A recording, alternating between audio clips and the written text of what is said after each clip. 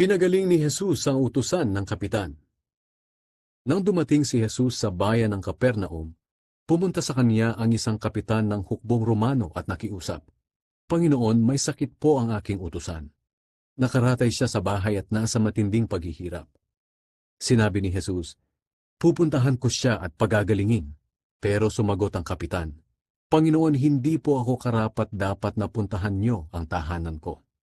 Sabihin niyo na lang na gumaling siya at gagaling na ang aking utusan. Alam ko ito dahil nasa ilalim ako ng nakakataas na opisyal at may nasasakupan din akong mga sundalo. Kapag sinabi ko sa isa, 'Pumunta ka roon,' pumupunta siya. Kapag sinabi kong, 'Halika,' lumalapit siya. At kung ano pa ang iniuutos ko sa aking alipin, sinusunod niya."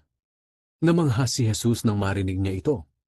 At sinabi niya sa mga taong sumusunod sa kanya, "Sinasabi ko sa inyo ang totoo, hindi pa ako nakakita ng isang tao sa Israel na may ganitong pananampalataya.